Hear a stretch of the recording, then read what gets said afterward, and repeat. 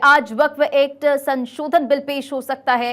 एक साथ लोकसभा में लाई जाएंगे दो बिल। वक्फ कानून 1923 को खत्म किया जाएगा। सूत्रों के हवाले से ये बड़ी जानकारी सामने आ रही है। बड़ी खबर आपको बता रहे हैं। देखिए, आज वक्फ एक्ट संशोधन बिल पेश हो सकता है। एक साथ लोकसभा में लाई जाएंगे दो बिल और वक्फ कानून 1923 को खत्म किया जाएगा। सूत्रों के हवाले से ये बड़ी जानकारी सामने आ रही है। तो केंद्र सरकार वक्फ बोर्ड संशोधन बिल आज लोकसभा में पेश होने जा रहा है और इससे लेकर लोकसभा के बिजनेस एडवाइजरी कमेटी में चर्चा हुई। जब से इस बिल के संसद में आने की बात और बिल के मसौदा सामने आया है, मुस्लिम समाज से लेकर मुस्लिम नेताओं और विपक्ष में इसे लेकर खासा रोष भी दिखाई दे रहा है। इसकी वजह मानी जा रही है कि संशोधित बिल के जरिए सरकार वक्फ बोर्ड की ताकत और हैसियत कम करने जा रहा है। तो देखिए, इसी पर अधिक अपडेट के साथ हमारी पॉलिटिकल एडिटर अदिति नागर जुड़ गई हैं। अदिति, आज वक्फ एक्ट संशोधन बिल पेश हो सकता है और ऐसे में मुस्लिम नेताओं की बात करें या विपक्ष की बात करें, इससे लेकर नाराजगी है। आज सुबह सुबह ये देखा गया, हालांकि ये कल तय हो गया था कि आज बिल पेश होगा और सोमवार को जब ये चर्चा थी कि बिल इस हफ्ते पेश होगा, तब भी ये था कि अब ये थर्सडे को पेश होगा। आज सुबह बिजनेस में ये लिखा आया कि केंद्रीय संसदीय कार्य मंत्री इसको पेश करने वाले हैं। अब आप देखिए, वक्फ बोर्ड एक्ट में 40 संशोधन की बात सामने आ रही है और आज संसद में पेश होगा वक्फ संशोधन बिल।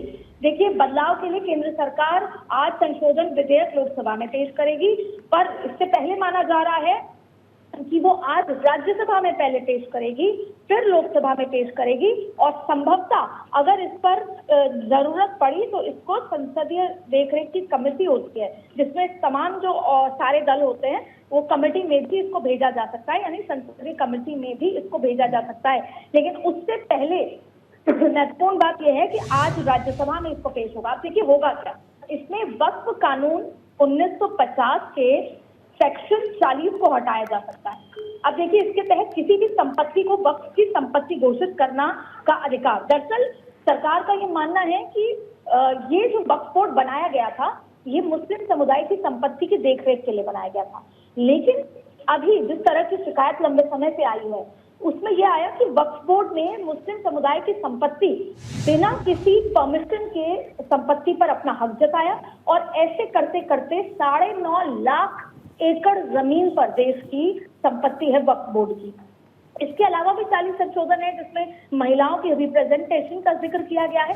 अब सवाल यह है कि कुछ मुस्लिम समुदाय इसको लेकर विरोध कर रहे हैं। ऐसी स्थिति में ये देखा जाएगा कि क्या इसको संसदीय की जो कमेटी है, जैसे पार्लियामेंट कमेटी में भेजा जा सके इसकी और चर्चा को लेकर, लेकिन फिलहाल राज्यसभा में इसको भेजा जाएगा। अब देखिए, सबसे पहली बात यह है कि विपक्षी दलों ने सरकार से आग्रह किया है कि विधेयक को पेश किए जाने के बाद इस पर गौर करने के लिए संसद की स्थायी कमेटी के पास इसे भेजा जाए। सरकार भी इससे मना नहीं कर रही है। अब देखिए, सबसे बड़ी महत्वपूर्ण बात यह है कि आज ये विधेयक पेश होगा। किरण रिजिजू बिल पेश करेंगे। केंद्रीय अल्पसंख्यक मामलों के मंत्री हैं किरण रिजिजू, और आज वक्फ बोर्ड कानून में संशोधन से जुड़े 2 अहम विधेयक को पेश किया जाएगा। लोकसभा की कार्यसूची के एजेंडे के अनुसार भी ये आज बिजनेस में आ चुका है। और अब आप देखिए, वक्फ संशोधन विधेयक 2024 और मुसलमान वक्फ विधेयक 2024 को आज पेश किया जाएगा। अच्छा देखिए, सबसे पहले बिल के जरिए क्या क्या होगा। बिल के जरिए कानून 1955 के महत्वपूर्ण संशोधन इसमें लाए जाएंगे। वहीं इसमें दूसरा ये काम किया जाएगा कि बिल के जरिए मुसलमान वक्फ कानून 1923 को समाप्त किया जाएगा। लेकिन इससे भी महत्वपूर्ण एक चीज है, अल्पसंख्यक मामलों के मंत्री किरण रिजिजू 18 फरवरी 2024 को जो मनमोहन सिंह की यूपीए सरकार के कार्यकाल के दौरान राज्यसभा में जो पेश किया गया वक्फ संपत्ति से जुड़ा कानून था, उसे भी आज वापस लेने का विधेयक राज्यसभा में पेश करेंगे। यानी ये 3 महत्वपूर्ण चीजें आज होनी है। और इससे होगा क्या, अगर हम अपने दर्शकों को बहुत आसान भाषा में समझाएं तो आसान भाषा में ये है कि कई बदलाव होंगे, लेकिन मुख्य रूप से बदलाव ये होगा कि वक्फ बोर्ड किसी भी स्थिति में इसको ये नहीं कह सकता किसी भी जमीन को कि अब हमारी है। आपको ये प्रूव करना होगा और इसमें सरकार का दखल होगा कि ये आपकी है या नहीं। और अगर कोई संपत्ति को आप दावा कर रहे हो तो सामने वाला जिसकी वो संपत्ति है उससे आपको परमिशन लेनी होगी, सरकार को उसको परमिशन देनी होगी।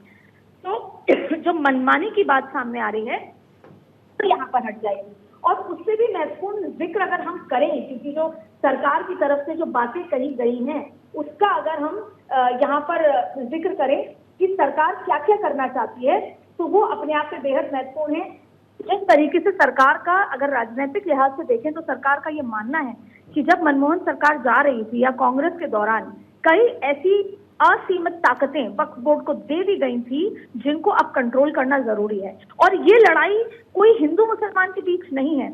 ज्यादातर जमीनें मदरसे के नाम पर, मस्जिद के नाम पर और इस तरीके से ले ली गई हैं और वो मुस्लिम समुदाय की हैं। और पिछले लंबे समय से मुस्लिम समुदाय की तरफ से इसकी शिकायत भी आई और वो शिकायत 5 से 8 साल से चल रही है और उसके बाद अब ये बिल को पेश किया जा रहा है।